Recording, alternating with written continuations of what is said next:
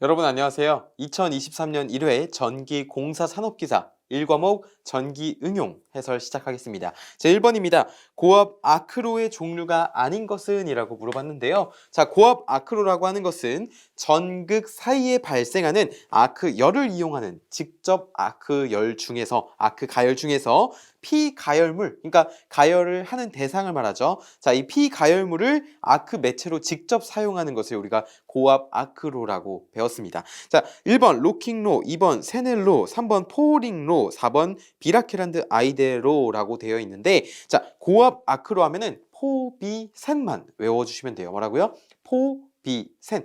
각각의 특징을 묻는 문제보다는 이렇게 고압 아크로의 종류에 대한 문제가 자주 출제되기 때문에, 자, 고압 아크로 종류가 아닌 것은 1번 로킹로가 정답이 되겠습니다. 자, 그래서 1번에 대한 문제의 정답은 1번이 되겠고요. 자, 2번 보겠습니다. 자, 흡상 변압기의 설치 목적은이라고 했는데, 흡상이라고 하는 것은 흡상, 그러니까 전류를 흡수한다는 거예요. 전류를 흡수한다기보다는 그냥 빨아올리다, 끌어올리다를 전부 다 흡상이라고 표현하거든요. 자, 이러한 흡상 변압기 설치 목적은 무엇이겠습니까? 라고 했을 때, 자, 흡상 변압기는 BT라고도 부릅니다. BT라고 하는 것은 약자로 부스터 트랜스포머라고 해서 BT라고 하는데, 자, 이러한 BT 급전 방식에서 결국에는 전류를 흡상시키기 때문에 대지로 흘러 들어가는 누설 전류, 대지 전류를 감소시켜 줌으로써 통신선로에 흘러 들어가는 발생하는 유도 장애를 경감시키는 데 목적을 두고 있어요. 그렇기 때문에 흡상 변압기가 딱 나왔을 때 설치 목적을 물어본다. 자, 그러면 통신선 유도 장애 경감이 나와야 됩니다. 자, 이때 1차 측은 전차선에 연결을 하고요. 그리고 2차 측은 부급 전선에 직렬로 연결을 해주게 됩니다. 자, 2번에 대한 정답은 4번을 골라줄 수가 있겠습니다. 자, 이어서 3번입니다.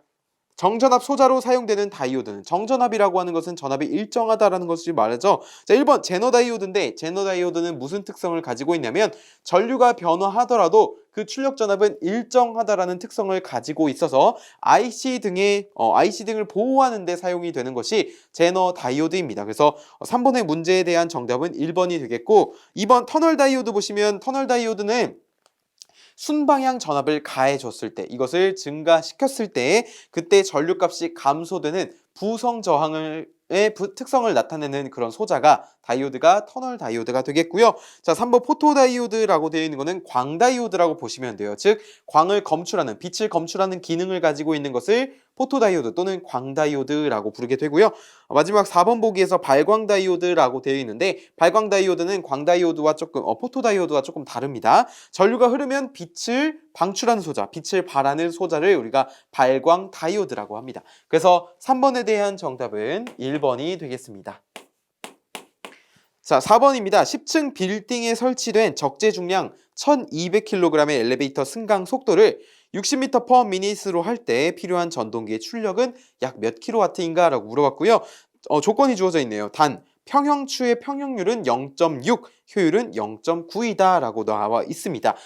엘리베이터의 엘리베이터에 사용하는 전동기의 출력을 구할 때, 자, P라고 하는 것은 다음과 같이 구할 수 있습니다. 자, 일단은 속도가 미터당 미터 퍼 미닛으로 나와 있잖아요. 그러니까 분당 속도로 나와 있습니다. 자, 그래서 식을 이렇게 적용을 시켜 주셔야 돼요. 6.12 곱하기 2타 분의 W V 베타라고 놓을 수가 있겠는데요. 자, 여기서 W라고 하는 것은 적재 하중인데, 자, 이때 이 적재 하중의 단위가 반드시 톤 기준이 되어야 합니다. 자, 그리고 이 베타라고 하는 것은 추의 개수를 말하고요. 자, 그다음에 V라고 하는 것은 전격 속도인데, 자, 이때 단위는 미터 퍼 미닛이 됩니다.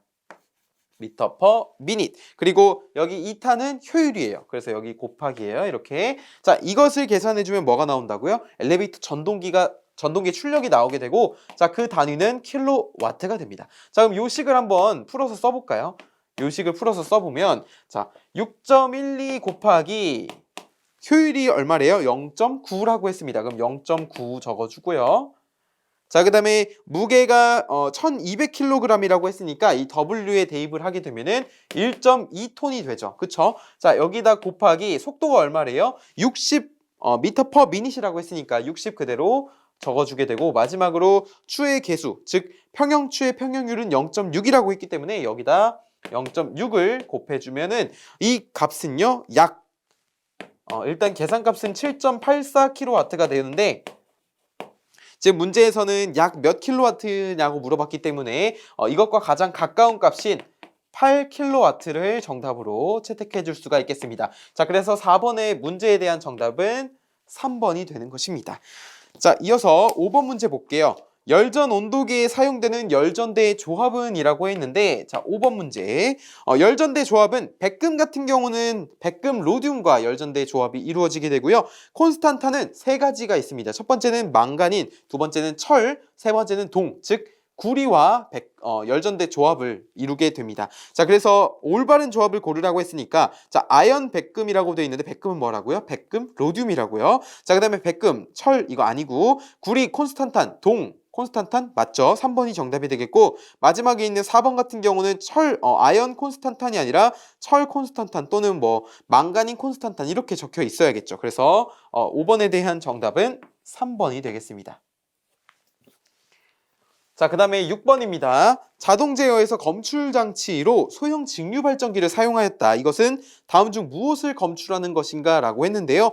자동 제어에서 이러한 속도를 검출하는 속도 검출기의 적용으로는 회전 발전기, 그러니까 발전기 있죠? 그것과 주파수 검출기, 마지막으로 스피더가 있게 되는데, 자, 스피더라고 하는 것은 기계식 조속기가 연결된 축에다가 기어로 하여금 연결이 되어 있는 것이 스피더입니다. 자, 그래서 이것을 이용해서 속도를 검출하는 게 스피더거든요. 그렇기 때문에 우리가 자동 제어에서 검출 장치로 이러한 발전기를 사용한 것은 이러한 속도 검출의 예가 될 수가 있다. 그래서 6번에 대한 정답은 1번이라고 볼 수가 있겠습니다. 자, 7번에 대한 문제 볼게요. 자동 제어의 추치 제어에 속하지 않는 것은, 추치의 반대말은요, 정치입니다. 자동 제어에서 정치 제어라고 하는 것은 목표값이 일정한 제어 방식을 정치 제어라고 하고요. 반대로 추치 제어라고 하는 것은 추종한다는 거예요. 뭘 추종하냐? 자, 목표값이 일정한 제어가 정치 제어라면은 출력의 변동을 조정하면서 동시에 목표값의 제어량이 정확히 도달할 수 있도록 추종할 수 있도록 제어하는 것을 우리가 설계한 제어를 추치 제어라고 하고, 결국에 이 추치 제어에 속하지 않는 것은 1번 프로세스 제어. 프로세스 제어는 추치 제어에 속하지 않고요. 나머지 프로그램, 비율, 추종 제어는 추치 제어의 대표적인 예가 되겠습니다. 자, 8번. 그림과 같은 점광원으로부터 원뿔의 밑면까지의 거리가 4m이고 밑면의 반경이 3m인 원형면의 평균 조도가 100럭스라면 이 점광원의 평균 광도는 이라고 했습니다. 자, 우리가 원뿔에 있어서 입체각을 먼저 정해보면은 원뿔의 입체각 오메가라고 하는 것을 어떻게 구하죠? 2파이의 1 마이너스 코사인 알파로서 구할 수가 있습니다. 문제에 따르면 원뿔이 이렇게 있을 때 이렇게 되어 있겠죠. 다시 그려보면은, 자, 맨 위에 원뿔이니까 이 동그란 면이 있을 것이고, 자, 여기다가 이렇게 나타낼 수가 있을 겁니다. 자, 그 다음에 알파라고 하는 것을 요 각도를 알파라고 했어요. 그때 원뿔의 입체각을 2파이 괄호치고 1 마이너스 코사인 알파라고 할 수가 있습니다. 자, 이러한 것을 알고 있는 상태에서 우리가 조도를 먼저 나타내면은, 자, 조도 E라고 하는 것은 결국에 뭐예요? 면적분의 광속이죠. 그럼 S분의 F라고 나타낼 수가 있고, 자, F라고 하는 것은 2파이 1 마이너스 코사인 알파, 그리고 광도를 곱해줘야겠죠. 입체각 곱하기 광도이니까. 자, 그 다음에 면적은 얼마예요? 면적은 파이 r 제곱이 됩니다. 자, 그러면 분모 분자에 파이가 있으니까 지워줘 볼게요. 자, 그럼 뭐만 남나요? r 제곱분의 2 괄호치고 1 마이너스 코사인 알파에 i만 남게 되죠. 그쵸? 자, 그 상태에서 우리가 요 i에 대해서 정리를 해줄게요. 자, 그러면 i라고 하는 것은 다음과 같이 정리를 할 수가 있겠죠. 2에 1 마이너스 코사인 알파 분의 2r 제곱이라고 놓을 수가 있겠습니다. 그쵸? 이렇게 놓을 수가 있어요. 자, 그러면 이 식에다가 알맞은 숫자를 대입을 해보면, 자, 코사인 알파는 뭡니까? 요것분의 요거죠. 그쵸? 이게 코사인 알파잖아요. 그때 문제에서 주어진 값은 여기 반지름이 3m라고 했고요. 높이가 4m라고 했고, 그리고 이때 조도가 100럭스라고 했기 때문에 우리가 여기 2에는 100을 집어넣게 되고, 코사인 알파는 뭐예요? 4니까 빗변의 길이가 5가 되고, 결국에 코사인 알파는 5분의 4, 그러면 이걸 소수로 바꾸면 0.8이죠? 자, 그러면 1에서 0.8을 빼면 0.2가 됩니다. 자, 그럼 2 곱하기 0.2에다가 2는 100 집어넣게 되고 반지름은 3의 제곱이라고 표현할 수가 있겠습니다. 자, 그러면은 요것을 계산하면 그 값은 2250 칸델라가 나오게 됩니다. 그래서 8번에 대한 정답은 3번이 되겠습니다. 자, 이어서 9번입니다. 9번. 어떤 정류 회로에서 부하 양단의 평균 전압이 2000V이고 맥동률은 2%라고 한다. 출력에 포함된 교류분 전압의 크기는 이라고 되어 있는데 문제에서 엄청난 힌트가 주어져 있습니다. 자, 어떤 거냐면 맥동률이 먼저 2%라고 했고요. 그리고 평균 전압이 2000V라고 나와 있습니다. 자, 그러면 맥동률이라고 하는 것은 무엇입니까? 맥동, 그러니까 얼마나 출렁출렁 되는지를 나타내는 게 맥동률이잖아요. 결국 우리가 알고 있는 맥동률이라고 하는 것은 뭐예요? 직류분분의 교류분이 얼마나 포함되어 있는지를 나타내는 거고 여기에 100%를 해주면 비로소 맥동률이 되죠. 자, 그러면 문제에서 구하자고 하는 것은 교류분 전압의 크기니까 그러면 교류분에 대해서 정리를 해보자고요. 자, 교류분이라고 하는 것은 맥동률 곱하기 뭐예요? 직류분이에요.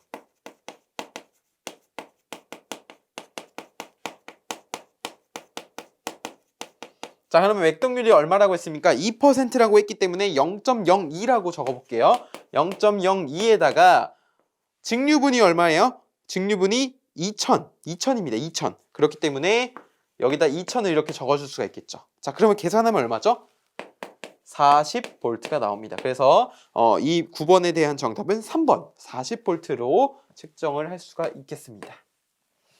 자, 이어서 10번 문제입니다. 15매 저항에 10A를 10분간 흘렸을 때의 발열량은 얼마인가 라고 물어봤는데요. 우리가 발열량을 구하는 공식에 있어서 H라고 하는 것은 0.24의 I제곱 RT라고 할 수가 있고요. 자, 이때 요 T의 단위가 초당 단위입니다. 초예요, 초. 자, 그럴 때 요 발열량은 킬로칼로리가 되겠죠. 킬로칼로리 바꾸려면 이제 곱하기 10의 마이너스 세제곱을 해줘야 되고요. 자, 그러면은 일단은 칼로리로 적어보죠. 자, 이렇게 헷갈리니까 칼로리로 적은 상태에서 한번 발열량을 계산해 보겠습니다. 자, 0.24 적고요.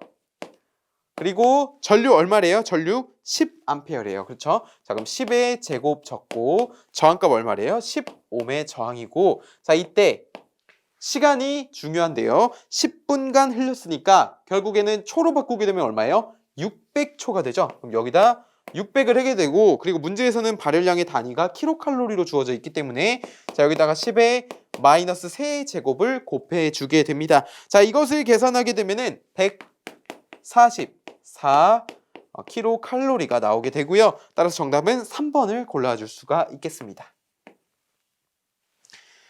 자, 이어서 11번 볼게요.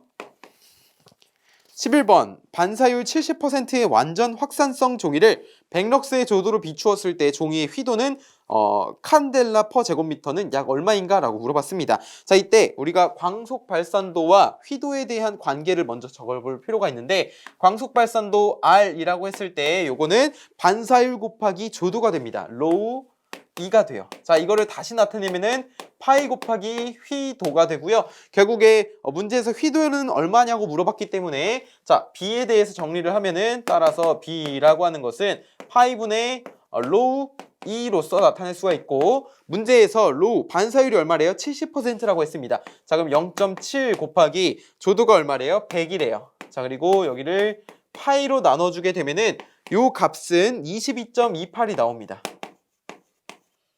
단위는 뭐예요? 칸델라 퍼 제곱미터가 되겠죠. 자, 그런데 자, 보시면은 지금 문제에서 약 얼마냐고 물어봤기 때문에 요 22.28과 가장 가까운 값인 22를 정답으로 골라줄 수가 있겠습니다. 그래서 정답은 4번이 되겠습니다. 자, 이어서 12번 문제입니다. 많이들 보셨을 텐데요. 삼상 농형 유도전동기의 기동법으로 맞지 않는 것은 이라고 되어 있는데, 자, 농형 유도전동기의 기동법은 대표적으로 세 가지가 있습니다. 첫 번째, 기동보상기법이 있고요. 두 번째 Y델타 기동법이 있고 세 번째 전전압 기동법이 있어요. 그런데 2번 보기 보시면 2차 저항에 의한 기동법이 되어 있는데 요거는 권선형 유도전동기의 기동법이 되겠습니다. 자, 그래서 우리가 요 12번에 대한 정답은 2번이 되는 것입니다.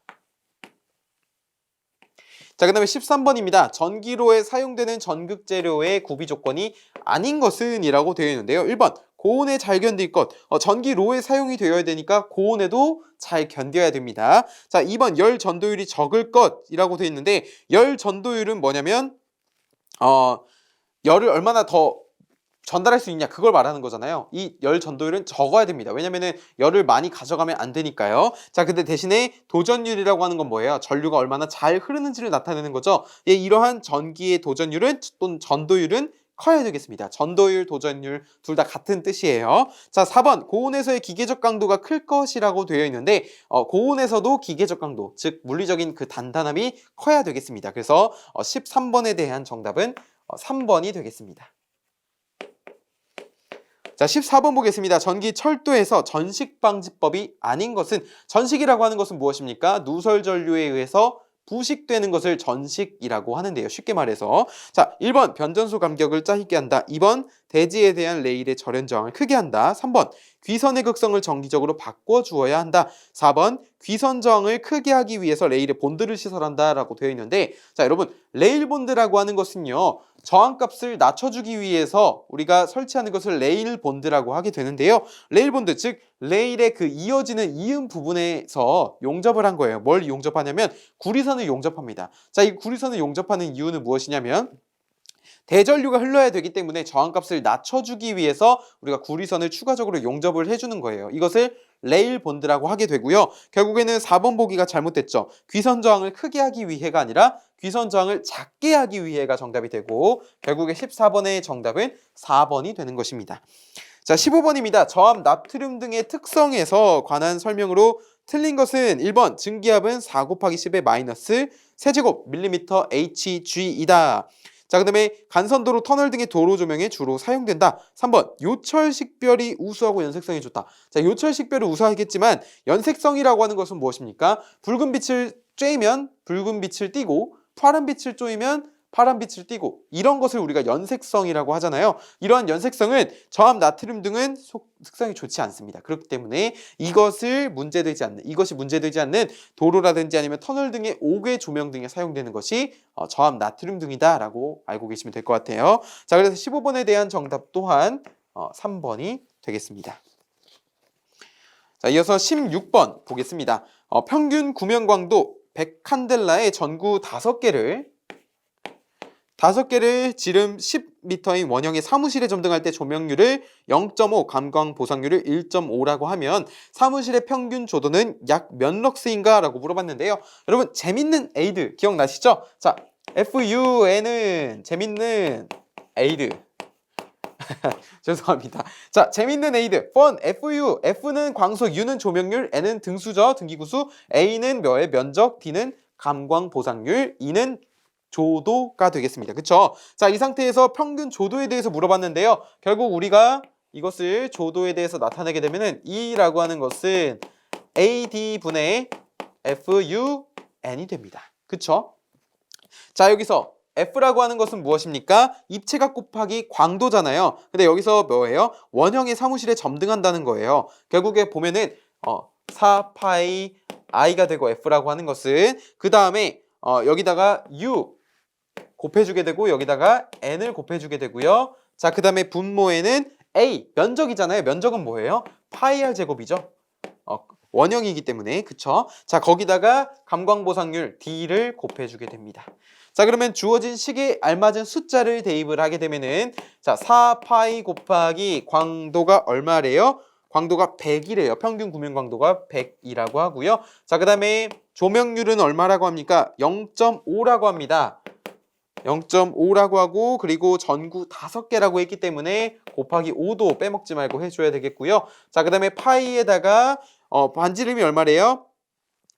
지름이 10m니까 반지름은 5m죠. 자, 그러면 여기다가 5의 제곱을 할 수가 있겠고 감광보상률을 1.5라고 했습니다. 그럼 1.5를 해주게 되면 식이 굉장히 깁니다. 그쵸? 자, 이것을 계산하게 되면은 26.7 럭스가 나오게 되고요. 문제에서는 약 몇 럭스라고 물어봤기 때문에 이것과 가까운 답인 27 럭스를 정답으로 골라줄 수가 있겠습니다. 그래서 16번에 대한 정답은 3번이 되겠습니다.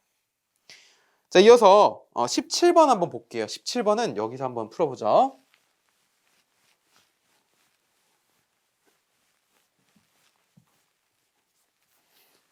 17번 용접 방법 중 플라즈마 Z에 대한 설명으로 옳지 않은 것은 이라고 했는데, 자, 플라즈마 Z 용접은요, 이렇게 보시면 될 것 같아요. 에너지 밀도가 굉장히 크고요. 그 용접 속도도 굉장히 빠르고요. 그리고 미세한 그런 용접이 가능하다는 특징을 가지고 있고, 그리고 균일하게 용접하는 것이 가능합니다. 안정도도 높고요. 그리고 수동으로 용접하는 것도 가능하고요. 그리고 대신에 설비비가 조금 비싸다는 단점을 가지고 있으며, 가스를 사용하게 되는데 이 가스 보호가 조금 불충분하다고 볼 수가 있습니다. 그렇기 때문에 이거를 보호하기 위한 용접 속도가 빨라서 이러한 가스 보호가 불충분해서 이를 보호하기 위한 설비가 또 따로 필요하다라는 특징을 가진 것이 뭐다? 플라즈마 Z 용접이 되겠습니다. 또는 플라즈마 아크 용접이라고도 부르게 됩니다. 자, 1번 균일 용접이 불가하다라고 되어 있는데 플라즈마 용접은 뭐라고요? 균일 용접이 가능하다라고 되어 있고, 두 번째 에너지 밀도가 커서 안정도가 높고 보유율량이 크고요. 세 번째 용접 속도가 빠르고, 자, 비드 폭이 좁고 용입 깊이가 깊다라고 볼 수가 있겠습니다. 그래서 정답은 1번이 되겠습니다. 자, 18번 볼게요. 납축전지에 대한 설명 중 틀린 것은 이라고 했는데요. 주요 구성 성분은 극판, 경리판, 전해 케이스로 되어 있다. 자, 2번 양극은 이산화납을 극판에 입힌 것이고 음극은 해면 모양의 납이다. 3번 전해액은 묽은 황산이다. 4번 공칭전압은 1.2V이다 라고 되어 있는데, 우리가 이 문제를 풀 때 가장 자주 나오는 게 이 부분입니다. 공칭 전압에 대해서 가장 많이 나오게 되는데요. 연축전지 그리고 납축전지, 알칼리 축전지를 구분해서 나오게 되는데, 납축전지 같은 경우는 공칭 전압이 2.0V고 이게 셀당 공칭 전압이 되고요. 이게 뭐라고요? 납축전지. 자, 그 다음에 알칼리 축전지 같은 경우는 그 공칭 전압이 1.2V per 셀이 됩니다. 셀당 1.2V예요. 그래서 문제에서 주어진 4번 보기에서 공칭 전압은 1.2V다 라고 하는 것은 요 납축전지가 아니라 알칼리 축전지에 대한 설명이 되겠습니다. 그래서 18번에 틀린 설명을 고르라고 했으니까 4번을 정답으로 골라줄 수가 있겠습니다. 자, 19번입니다. 용액 속에 이온화 경향이 큰 금속과 이온화 경향이 작은 금속의 이온이 존재할 때 이온화 경향이 큰 금속의 특징으로 옳은 것은 이라고 되어 있습니다. 자, 이온화라고 하는 것은 원소가 얼마나 이온이 얼마나 잘 되는지를 우리가 이온화 경향이 크다라고 말하게 되는데요. 즉 금속이라고 하는 것은 수용액에서 전자를 잃기 쉬워요. 전자를 잃는다는 것은 산화된다라고 하는 것입니다. 반대로 전자를 얻는 것을 환원된다라고 하잖아요. 그래서 전자를 잃으려는 성질을 띠고 산화되기 쉽다라고 보시면 되겠어요. 그래서 정답은 4번이 되겠습니다. 문제에서 큰 이온화 경향의 큰 금속의 특징으로 물어봤기 때문에 4번을 골라줄 수가 있겠어요. 자, 마지막으로 응용 마지막이죠. 20번 문제 보겠습니다. 형광등의 설명으로 옳지 않은 것은 1번 유리관 내에는 수은과 아르곤 등의 불활성 기체가 봉입되어 있다. 맞습니다. 자, 2번 고압 수은 등의 일종이다. 자, 이게 약간 헷갈리실 수도 있는데 형광등과 그리고 형광 수은 등이 있어요. 형광등은 저압 수은등이고요. 형광 수은등이라고 하게 되면은 고압 수은등에 해당이 됩니다. 그렇기 때문에 2번 고압 수은등이 일종이다라고 하는 것은 어떤 거에 대한 설명이에요? 형광 수은등에 대한 설명이 되는 겁니다. 그래서 2번이 먼저 틀린 설명인 것을 알 수가 있고요. 유리관 내에 형광체 도포되어 있으니까 우리가 형광등이라고 부르는 거고, 4번 방전관의 양단에 흑화 현상이 있다라고 돼 있는데, 우리가 이제 형광등 오래된 거 이제 시골집 같은 데 가다 보면 형광등이 있잖아요. 거기 오래된 형광등을 살펴보면은 양쪽 끝에 되게 뭐랄까 엄청나게 뭔가 불에 그을린 것처럼 그런 현상이 나타나게 되는데 그것을 흑화 현상이라고 부르게 됩니다. 형광등이 대표적인 특징이라고 볼 수가 있고요. 방전관의 양단에 흑화 현상이 발생한다라고 볼 수가 있어요. 그래서 20번에 대한 정답은 2번으로 볼 수가 있겠습니다.